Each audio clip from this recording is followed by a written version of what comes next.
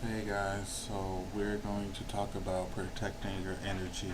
Um, I see that a lot. I saw it all last year. I see it this year. People are trying to protect their energy. I think it's more, me personally, I think it's more of a saying than people are actually trying to do it. So here's how I'm going to let you know how to actually protect your energy, because this is something that I've done recently and it's working for me because my life is, better. So this is step number one. So, in order to protect your energy, you need to know what is bringing imbalance to you. What is knocking you off? What things are knocking your energy off? So you need to be real with yourself. You need to identify these people or things. So that's your. It could be your family. It could be stressors, things like things, physical things.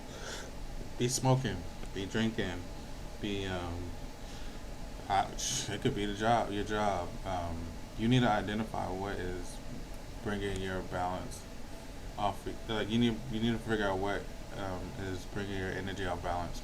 That's first, and that's with anything, with addictions, with anything really. You need to identify the source of the problem.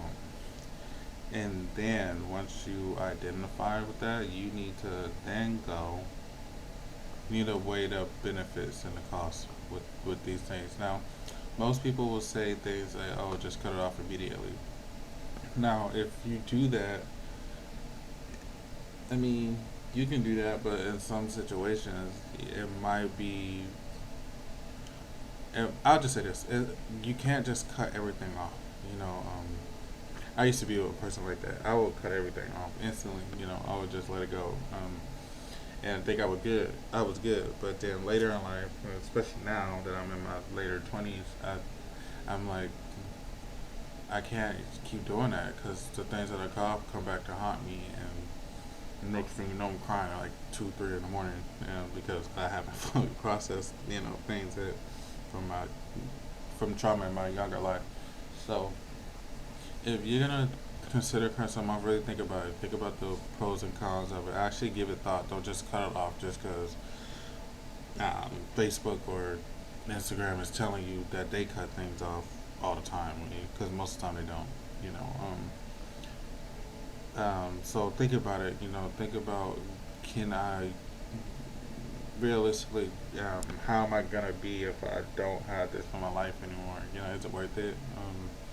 Can I get by without it in my life? And really consider that before you make a decision, because decisions like that affect you, whether you know it or not. Um, and then three, actually commit to the decisions that you make. So people who smoke, if you're gonna stop smoking, make a plan. Some people, um, some people can quit cold turkey, but the majority can't. So I met a guy I used to work with. Actually, he was trying to quit vaping, so he threw his personal vape out of his car while he was driving. Like, threw it out the car. But then the next day, I seen him with another one. I was like, "What was the point in throwing it out?" And he was just like, "Well, that's the one he had was his friend's." And he was, I threw away my own personal one because then I can't do it whatever I want to. Versus with the guys, he can only use it once or twice, and that helps him slow down. So okay, different strokes for different folks. Me, when I was in 2014, I want to say What the Health. I watched What the Health, and I immediately, like, I'm talking about as soon as the movie ended, I went to my refrigerator, threw all my meat out, all my meat, anything that was like meat related, throw it all out. And I went vegan for the 4 years after that. I want to say. It might not have been 2014. It definitely wasn't 2014. It was 2012. It was 2012. I watched some um, I watched some documentary, and I went vegan for the following 4 years after that, like cold turkey. And while I'm not vegan anymore, I'm considering it, back again just because of the health benefits with it.